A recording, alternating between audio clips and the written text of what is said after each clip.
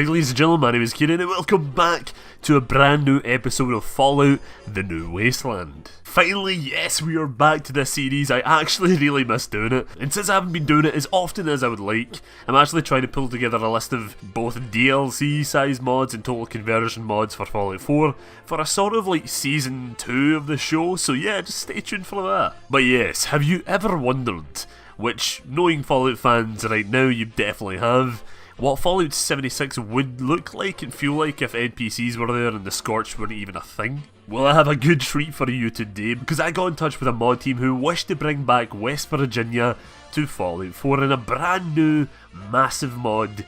Yes, welcome to the Kanawha Wasteland. When I first came across this mod, I was like, oh, okay, this sounds okay, I suppose.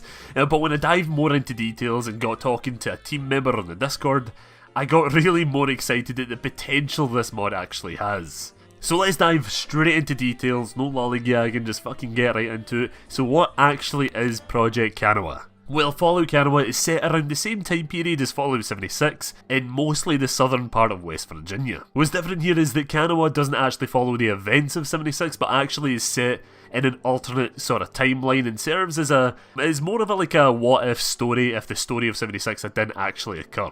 Basically meaning that the Scorched isn't a thing in Kanawha's what-if storyline. When talking to a team member over on our Discord, I actually managed to get a few questions answered, in terms of map sizes, factions, and a very tiny wee bit of story details, although they did say that they weren't going to dive fully into that just yet. So Kanawha is a total conversion mod for Fallout 4, meaning you will be dropped into an entirely separate story and world to what you see in Fallout 4. It also means that you get to play as an entirely new character too, so you can carry over your sole survivor like you would in something like Fallout Miami, and in Fallout London. This mod will have more of a Fallout New Vegas style of intro, meaning that we won't actually be starting from inside a vault. Does this mean that our character isn't from a vault originally? Well, I don't really know, but the team member did say that the team felt that waking up from a vault is a little bit cliche at this point, which I totally agree with. So far, like all BGS Fallout games start with this similar sort of intro structure to the world. Although Fallout 4 has quite a cool intro, I have to say,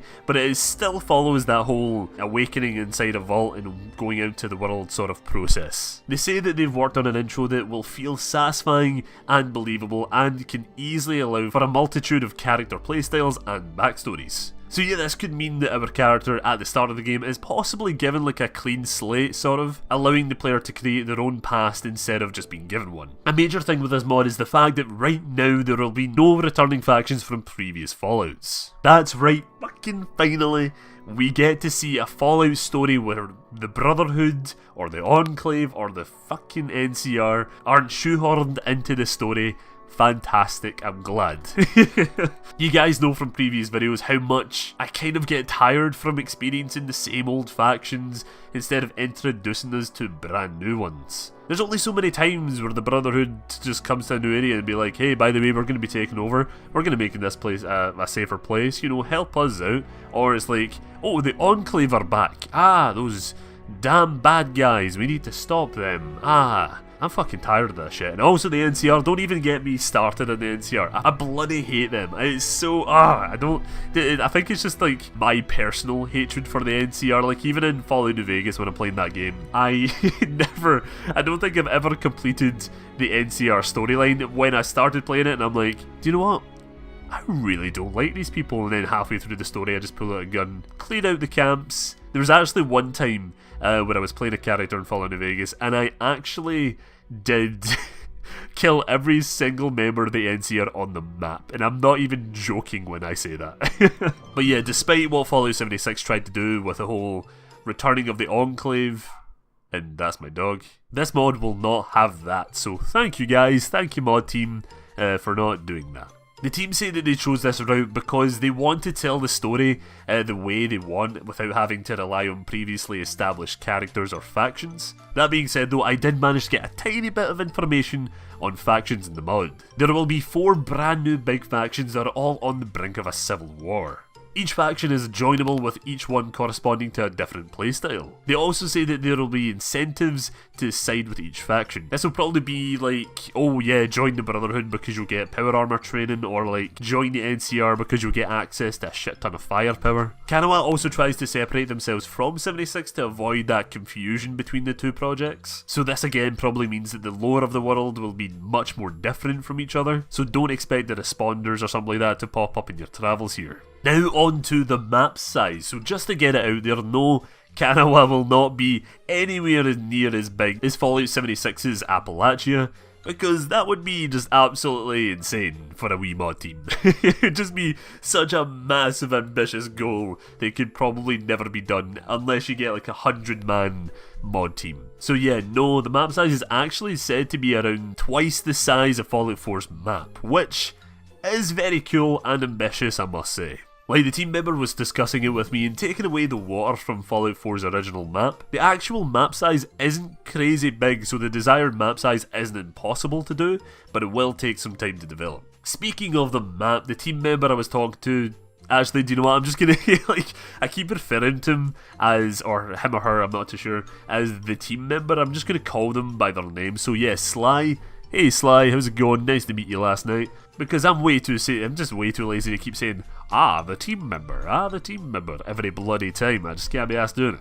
Anyway, he actually, or they actually sent me a few screenshots of side-by-side comparisons of in-game locations and real-world ones. They say that they strive for an accuracy of recreating real-world locations and structures like this World War Memorial, for example. Last thing I want to mention is the fact that this team is actively planning on bringing back older systems as well as ones from Fallout 4. The team says the systems from 3, New Vegas and 4 all have their pros and cons, so they are looking for like a healthy balance between them all. This is a great thing to hear, and all I can ask for is the return of New Vegas' reputation system and the mechanic that allows you to disguise yourself as like an enemy faction member in order to like sneak your way through the enemy camp. Honestly, that feature was so much fun, and it was really useful as well, especially if you want to try and like up your reputation with a certain faction. So it's like you couldn't exactly walk into there if you're despised by them, but you wanted to improve your reputation with them. So you would put on the disguise, walk in, get a few quests until your reputation goes up a wee bit, and then you walk back in and people were like, okay, he's not a bad guy, you know, he kind of snuck into our camp to improve their reputation, but you know, he's sound. So that was Project Kanawha. What do you guys think of the mod so far, and are you looking forward to the fact that the fans are creating their own version of 76 that others will love? Please let me know down in the comments below. Obviously this mod has a good while to go, so I'm excited to see it develop and eventually get a trailer. By the way, I've actually started editing my own game trailer, so if you guys eventually want a trailer for your mod, you know, I'm your man. You can come to me anytime, just message me on Twitter and be like, hey Kieran, can you do a mod for us? And I'll be like, no, not a mod, a trailer for us. And I'll be like, aye, don't worry, I can do that for you. So yeah, special thanks to my brilliant wee patron Simon609, Devil, Proxy1 and Spooky Nerd for your continued support over my Patreon. Thank you guys so much, I do really appreciate it. So yeah guys, that was this mod. That was the brand new episode of Fallout, the New Wasteland. I do have some more planned, so expect them in the coming weeks. I cannot wait to dive back into the series because I really love it. I really love editing it as well. I love diving into brand new Fallout mods. But yeah guys, if you have a mod that you want me to check out and do a video on, please link it down in the description below. Not the description below, the comments below. And I will definitely go check it out. So yeah, that was me for today guys. Thank you all for watching, and I shall see you later. Bye bye.